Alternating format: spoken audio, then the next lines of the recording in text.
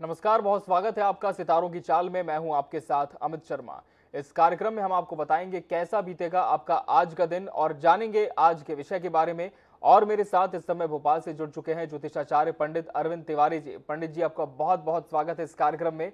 तो चलिए इस कार्यक्रम की शुरुआत करते हैं।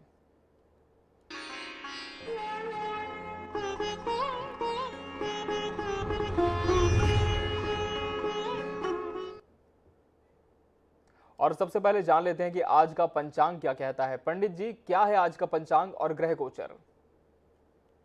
बिल्कुल, आईएनएस 24/7 के सभी दर्शकों को मेरा नमस्कार। और जो भी दर्शक विभिन्न प्लेटफॉर्म पे मुझे देख रहे हैं उन सभी को भी बहुत बहुत नमस्कार। हम शुरुआत करते हैं आज के पंचांग को लेकर। तो आज 8 जून 2022 का दिन है। दिन बुधवार है, ज्येष्ठ का महीना चल रहा है। इस समय शुक्ल पक्ष है। शुक्ल पक्ष की आज नवमी तिथि है। विक्रम संवत 2079 वर्तमान में चल रहा है। शक संवत 1944 इस समय चल रहा है। जैसा कि हम सभी जानते हैं कि जेठ का महीना है। आने वाले दिनों में, अगले हफ्ते में सूर्य अपना राशि परिवर्तन करेंगे, इसलिए हम आपको अभी से ग्रह गोचर बता देते हैं कि आज का ग्रह गोचर क्या कहता है। तो देखिए, आज का जो ग्रह गोचर है वो कुछ इस प्रकार से बनता है। इस समय सूर्य वृषभ राशि में है। आद्रा मृगशिरा नक्षत्र में वो अब प्रवेश कर चुके हैं, मृगशिरा में चल रहे हैं। और जैसा हम सभी जानते हैं कि सूर्य के साथ इस समय बुध भी बैठे हुए हैं, लेकिन बुध उदित है, मार्गी है, अस्त नहीं है। ये बहुत बड़ी बात है। चंद्रमा आज सिंह राशि में है। आज दोपहर 1:50 पर वो कन्या राशि में प्रवेश करेगा। मंगल इस समय मीन राशि में गुरु के साथ गोचर कर रहे हैं, जो कि बहुत ही शुभ घटना है। शुक्र इस समय मेष राशि में है, राहु के साथ क्रोध योग बनाते हुए। हालांकि शुक्र भी 18 जून को शिफ्ट हो जाएंगे। अगले हफ्ते में आपको दो बड़े ग्रह शिफ्ट होते हुए दिखाई देंगे, सूर्य और शुक्र। और हम उसके बारे में भी हमारे सभी दर्शकों को बताएंगे कि आखिरकार उनका फल क्या होता है। इसके बाद शनि इस समय कुंभ राशि में है, जो कि वक्री हो गए हैं, अपनी मूल त्रिकोण की राशि में है। वक्री शनि, जैसा मैंने अभी अपने दर्शकों को बताया, तो वो 23 अक्टूबर 2022 तक वक्री रहेंगे। अभी वो अपना राशि परिवर्तन भी करेंगे। वो कब करेंगे और उसका क्या दुनिया भर पर प्रतिफल होगा, वो भी हम अपने दर्शकों को बताएंगे। राहु इस समय मेष राशि में है और केतु ग्रह इस समय तुला राशि में। जी, तो ये था आज का पंचांग और ग्रह गोचर। और हम दर्शकों को बता दें कि हमारी फोन लाइंस खुल चुकी हैं। स्क्रीन पर लगातार हमारे नंबर्स फ्लैश हो रहे हैं जिन पर आप फोन कर सकते हैं। और इस कार्यक्रम के दौरान लाइव अपनी समस्याओं का समाधान आप पंडित अरविंद तिवारी जी से पा सकते हैं।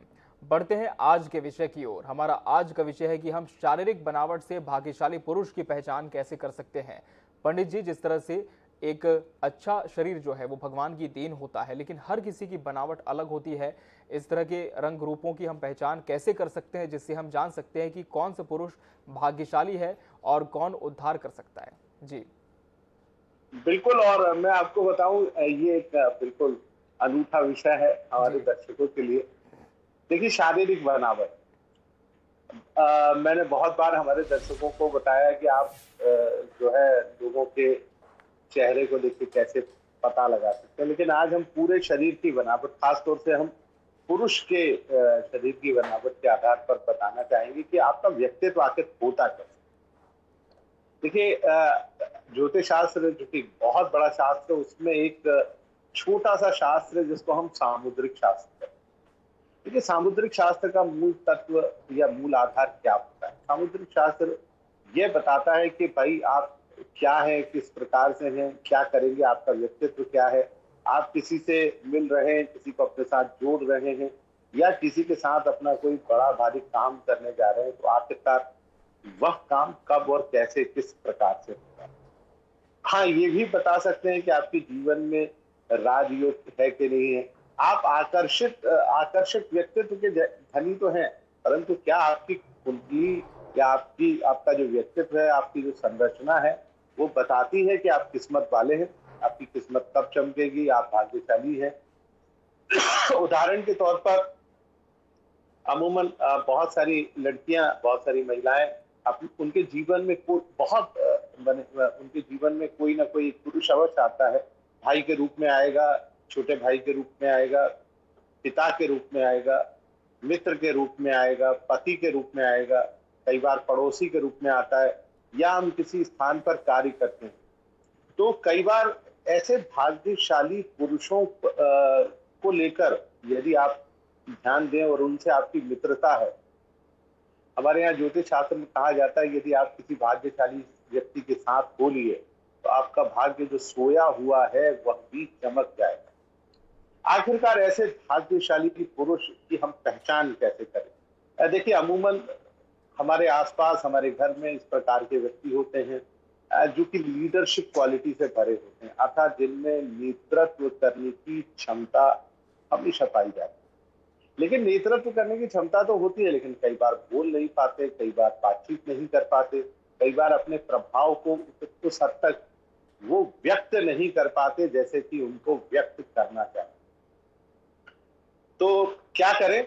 चलिए आइए हम जानने का प्रयास करें कि भाग्यशाली पुरुषों के लक्षण क्या होते हैं।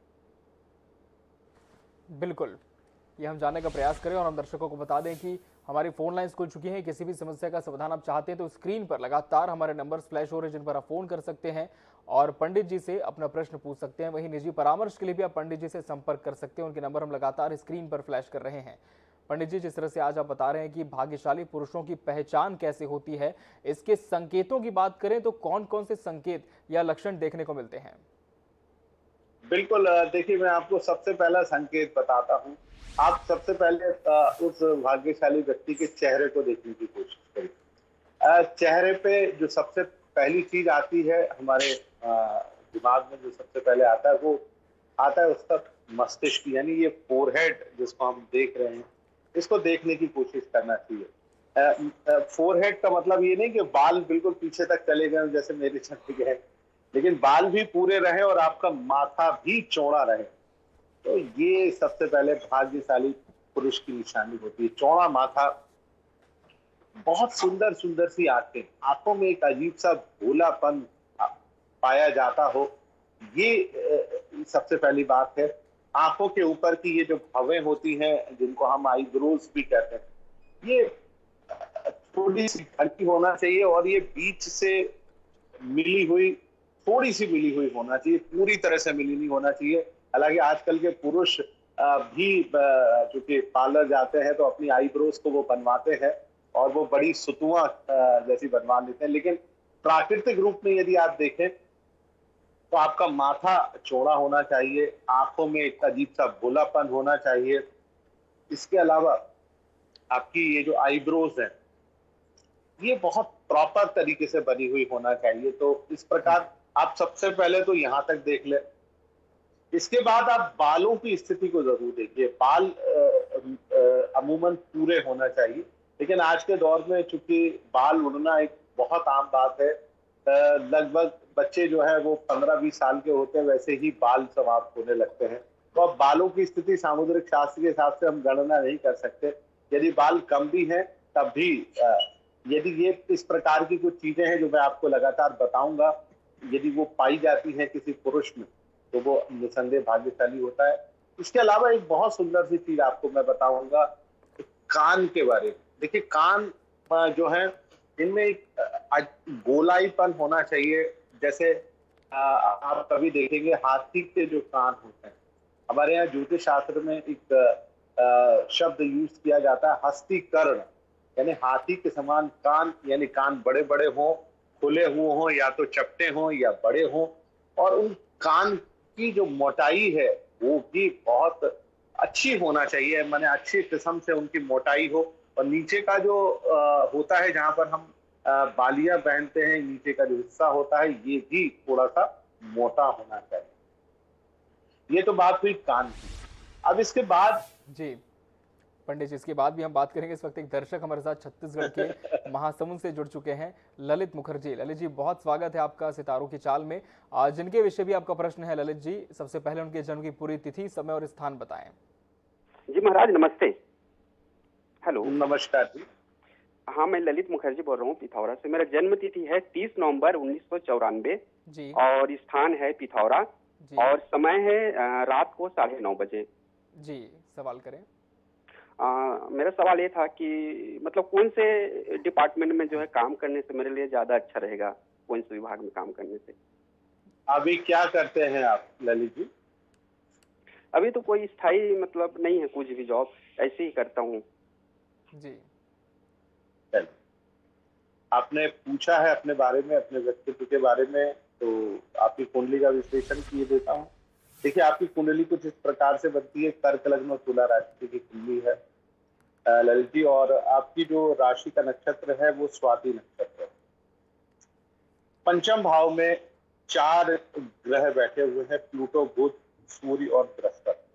देखिए, आपकी कुंडली के जो 2 बड़े ग्रह हैं, बुध और गुरु, दोनों ही अस्त होकर पड़े हैं, क्योंकि पंचम भाव में सूर्य बैठा हुआ है।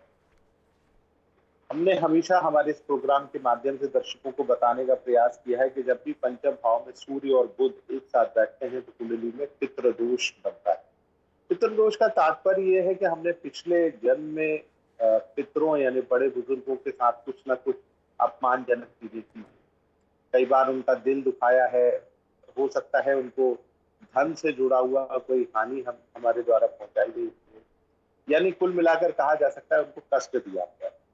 अब चूंकि पितृदोष बना हुआ है और क्योंकि आपकी मूल कुंडली में जो कर्म स्थान का स्वामी है मंगल, वो द्वितीय भाव में बैठा है, जो कि चौथी दृष्टि से पंचम भाव है, अर्थात आप जहां भी काम करने जाएंगे उस भाव को वो देख रहा है, तो आपको काम में स्थिरता नहीं लाती। तो सबसे पहले तो आप अपनी कुंडली के पितृदोष को ठीक कर लीजिए। क्या करें? देखिए, आपके घर में कोई बड़ा बुजुर्ग हो जो कि अभी जीवित हो, माता या पिता हो, तो आप सुबह प्रातः काल उनके पैर छूकर उनका प्रणाम करना जरूर शुरू करिए। पैर छूइए, उनका आशीर्वाद लीजिए, और जब भी आप घर से निकले तो उनको अपने हाथ से कुछ खिलाकर लीजिए। पानी पिला दीजिए, कॉफी या चाय पिला दीजिए, जो वो पीते हो, या दूध पिला दीजिए। और जब भी आप अपने काम से लौटे तो उनके पैर छू लीजिए। यदि मान लीजिए कोई जीवित ना हो तो उनके फोटो के सम्मुख आप एक पानी का गिलास रखिए, रोज प्रणाम करिए, और जो भी आप भोजन करें उनको एक प्रसाद के तौर पर दूध से भोजन अवश्य कराइए। और इसके साथ साथ मंगल ग्रह से जुड़ा हुआ उपाय भी ललित जी आप अवश्य कीजिए। कोशिश करिए, इतना करेंगे मुझे लगता है जरूर लाभ मिलेगा। बिल्कुल बिल्कुल ललित जी, इन उपायों को आप कर सकते हैं। वहीं निजी परामर्श के लिए भी दर्शक संपर्क कर सकते हैं पंडित जी से। उनके नंबर हम लगातार स्क्रीन पर दिखा रहे हैं। पंडित जी, अगले दर्शक हमारे साथ बुलंदशहर से जुड़ चुके हैं, विजय शर्मा जी। विजय जी, बहुत स्वागत है आपका सितारों की चाल में। जन्म की पूरी तिथि, समय और स्थान बता दें पहले जी। पंडित जी नमस्ते। जी पंडित जी नमस्कार नमस्ते। विजय। हाँ जी पंडित जी, मेरी जन्म तिथि तो क्लियर नहीं है, मुझे पता है नहीं है जी। और मेरी उम्र इस वक्त जो है 60 साल के करीब है। मैं एक कंपनी में काम करता था, वहां से मैं रिटायर हो गया हूँ। अब जॉब की मुझे जरूरत है। अब जॉब मेरी लग नहीं पा रही है। आपने पिछली भी बार भी कहा था कि भाई 2-3 महीने में लग जाएगी, लेकिन वो तो ज्यादा दिन हो गए और जॉब लग नहीं पा रही है। बड़ी परेशानी हो रही है सर जीवनोपार्जन के लिए। जी। चलिए विजय जी, मैंने पिछली बार भी मेरे ख्याल से 2 बार शायद आपने मेरे से प्रश्न पूछा था, और हर बार मैं प्रश्न कुंडली बना कर भी आपको बताता हूँ। एक बार मैंने फिर इसी समय 8:13 हो रहा है और मैंने बुलंदशहर से ही आपकी कुंडली, जो प्रश्न कुंडली है वो बनाई है। देखिए, हर बार कुछ ऐसी विडंबना है कि कर्मेश जो है वो हमेशा 12वें भाव में ही आता है। पिछली बार जब आपने प्रश्न पूछा था तब मीन लग्न की कुंडली थी और गुरु जो है वो कुंभ राशि में बैठा था। इस समय मिथुन लग्न की कुंडली है और बुध जो है वो 12वें भाव में बैठा हुआ है। हालांकि इस बार कर्मीश बृहस्पति और मंगल दोनों सही तरीके से बैठे हुए हैं। और यदि प्रश्न कुंडली के हिसाब से यदि हम दशा निकालें, जो प्रश्न कुंडली की जो दशा है, तो उसमें ये दिखाई देता है कि 12 जुलाई तक आपको काम जरूर मिलना चाहिए। देखिए, आप प्रयास करिए, हम आपको सलाह ही दे सकते हैं। और क्योंकि आयु ज्यादा है तो कई बार आजकल बड़ी आयु के लोगों को लोग रखने में थोड़ा सा धैर्य नहीं रखते हैं। तो विजय शर्मा जी, यदि कोई काम नहीं मिल पा रहा है तो आप अपने बच्चे की, अपनी पत्नी की कुंडली मेरे को अगली बार जरूर बताइएगा। मैं उससे बता सकने की कोशिश करूंगा कि यदि आपको नौकरी नहीं मिल पा रही तो आप स्वयं का भी कोई काम कैसे और किस प्रकार से कर सकते हैं, उसकी सलाह मैं आपको अवश्य दूंगा। बिल्कुल, वहीं निजी परामर्श के लिए भी दर्शक संपर्क कर सकते हैं पंडित जी से। उनके नंबर हम लगातार स्क्रीन पर दिखा रहे हैं। पंडित जी, हम फिर से लौटते हैं विषय की ओर। जिस तरह से आज हम चर्चा कर रहे हैं कि भाग्यशाली पुरुषों के संकेत क्या होते हैं। जी देखिए मैंने कान तक तो बता दिया, अब नाक पे आ जाते हैं। जी। देखिए नाक जो है वो थोड़ी सी बड़ी होना चाहिए, दबी हुई नहीं होना चाहिए। नाक चौड़ी हो, खुली हुई हो, सीधापन हो, ये भी एक बहुत बड़ा संकेत माना जाता है। इसके अलावा आप देखें कि चेहरा या तो गोल हो या बिल्कुल चेहरा ऊपर से लेके नीचे तक बिल्कुल स्ट्रेट तरीके से हो, ये नीचे की चिन चौड़ी हो, चिन में कहीं ना कहीं एक छोटा सा गड्ढा हो, और होंठ के जो आकार है वो भी बहुत बढ़िया तरीके से। तो ये आप चेहरा देख के पता लगा सकते हैं कि आखिरकार व्यक्ति है कैसा, भाग्यशाली है कि नहीं। दूसरा, अब हम गर्दन से नीचे उतरते हैं तो बाजुओं की स्थिति को देखकर हम पता लगा सकते हैं। यदि दोनों बाजू लंबे हैं, मोटे हैं, मासल यानी आजकल लोग हालांकि जिम करने जाते हैं तो जो मसल्स हैं वो तो मजबूत होते हैं, लेकिन यदि प्राकृतिक तौर पर आपके शरीर, आपके कंधों में आपके आपके जो बाजू हैं वो भरे हुए हों, मासल यानी मांस से भरे हुए हों, तो ऐसे लोगों को भी भाग्यशाली कहा जाता है। हाथ यदि थोड़े से लंबे हों, कई बार ऐसे व्यक्ति के हाथ यदि घुटनों के आसपास भी आते हो तब भी माना जाता है कि वो बहुत भाग्यशाली। जी इसके पंडित अलावा जी, इस वक्त एक दर्शक हमारे साथ जुड़ चुके हैं मध्य प्रदेश के इंदौर से, जितेंद्र। जितेंद्र जी, बहुत स्वागत है आपका। सबसे पहले जन्म की पूरी तिथि, समय और स्थान बता दें। 31/12/78। 31/12/1978। जी। जन्म स्थान उज्जैन। जी, समय बता दें। 12:10। 12:10 दोपहर का जन्म है। दोपहर का। जी, सवाल करें जितेंद्र जी। एक तो मेरे को मेरी लाइन का जॉब नहीं मिल रहा है। जी। मैंने बी आईटी में किया है और एमबीए सिस्टम मैनेजमेंट में किया हुआ है। जी। है ना?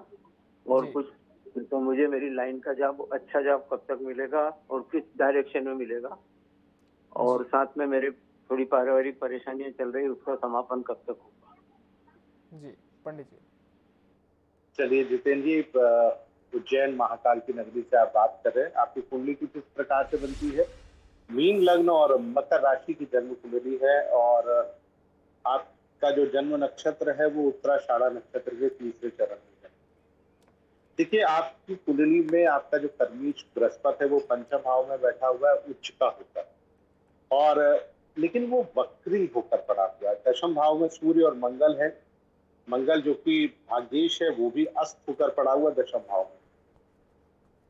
आपने कहा कि आप काम कर रहे हैं जितेंद्र जी, लेकिन आप यदि सरकारी नौकरी की तरफ प्रयास करते तो मुझे लगता है कि उस क्षेत्र में भी आपको लाभ मिल सकता था, लेकिन अब चूंकि आयु काफी ज्यादा है तो प्रयास करना तो संभव है नहीं। लेकिन फिर भी आपने पूछा किस दिशा में आपको मिलेगा, तो जन्म स्थान से आपको उत्तर दिशा की तरफ जाना पड़ेगा या दक्षिण दिशा की तरफ जाना पड़ेगा।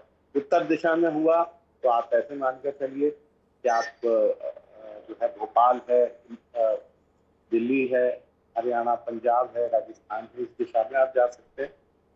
और आप यदि वहां पर नहीं जा सकते तो दक्षिण दिशा, क्योंकि मंगल और शनि की दिशा है, आप उस दिशा में भी जा सकते हैं।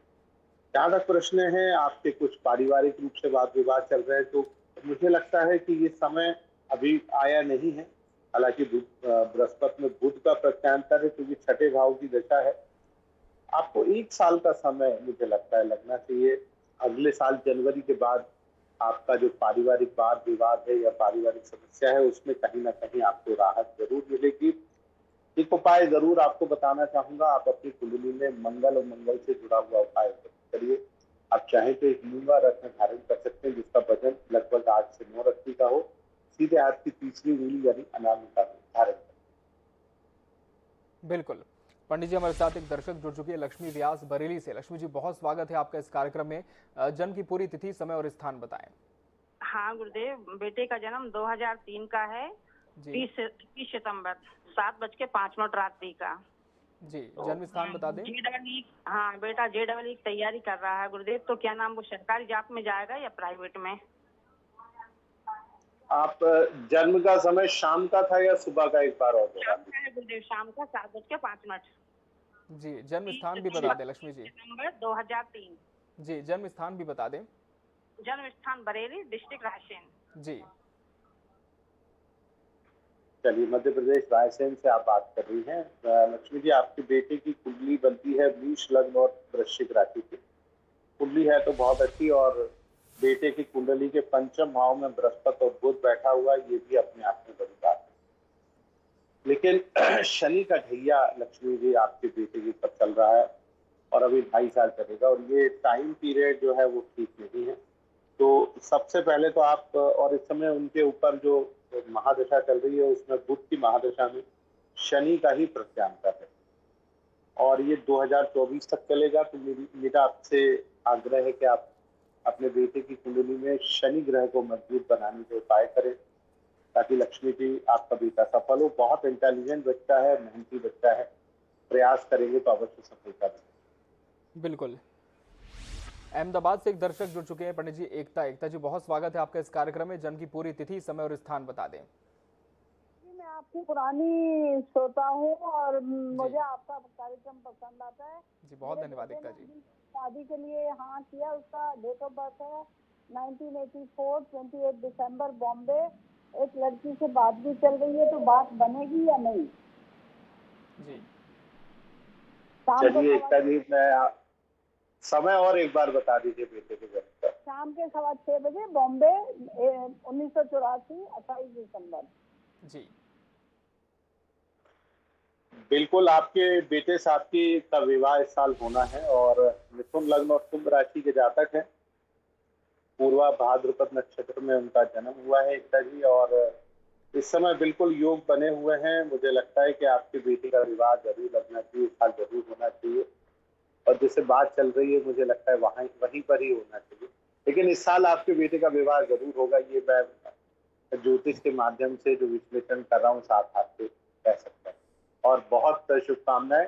आप हमारा प्रोग्राम देखती हैं, हमको सराहती हैं, आपका बहुत बहुत धन्यवाद। जी एकता जी, आपको बहुत धन्यवाद। और यही दर्शकों का प्यार है आचार्य जी, जो लगातार हमें भी बांधे रखता है इस कार्यक्रम के साथ। और पंडित जी, अब हम बात करते हैं दैनिक राशिफल की, और शुरुआत कर लेते हैं मेष राशि के साथ।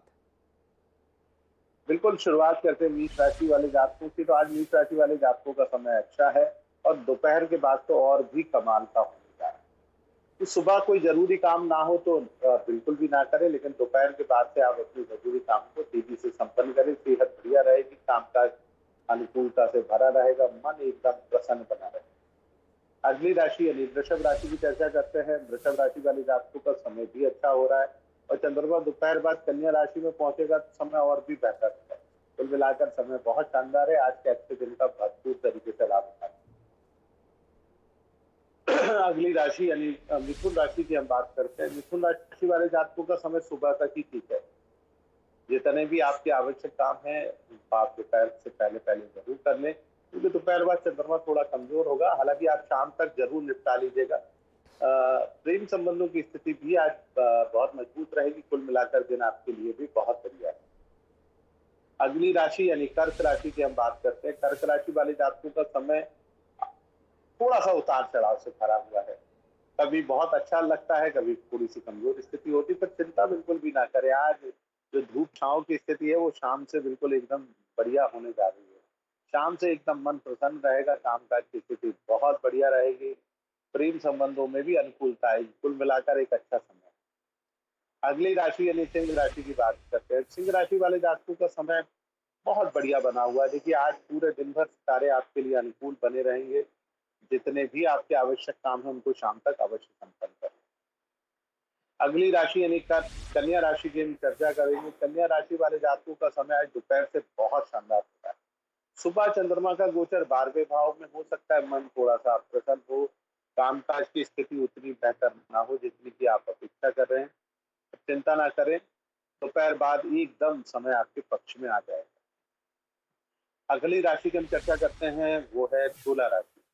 तुला राशि वाले जातकों का समय दोपहर से थोड़ा कमजोर हो रहा है। देखिए, सुबह तक चंद्रमा एकादश भाव में यानी सिंह राशि में रहेगा, दोपहर बाद वो कन्या में जाएगा, वैसे ही परेशानी होगी। तो जितने आपके आवश्यक कार्य हैं सुबह के समय अवश्य करें। अगली राशि यानी वृश्चिक राशि की बात करते हैं। वृश्चिक राशि वाले जातकों का समय बेहद शानदार है। देखिए, मंगल, गुरु और चंद्रमा तीनों ही आपकी लगातार मदद कर रहे हैं। तो कोशिश करें अपने कार्यों को तेजी से करें, आने वाले 2-3 दिन में जितनी तेजी से आप काम करेंगे उतना ही आपको लाभ की प्राप्ति होगी। मन बेहद प्रसन्न बना रहेगा। अगली राशि यानी धनु राशि की बात करते हैं तो धनु राशि वाले जातकों का समय एकदम बेहद बेहतर बना हुआ है। मन प्रसन्न है, कामकाज की अनुकूलता बढ़िया है। लेकिन सलाह यही है कि जितने भी आपके आवश्यक काम है, खासतौर से शासन से जुड़े हुए, कार्य क्षेत्र से जुड़े हुए, उनके लिए बहुत शानदार समय बना हुआ है। इसका जितना आप लाभ उठाएंगे उतनी ही बेहतरी आपको प्राप्त अवश्य होगी।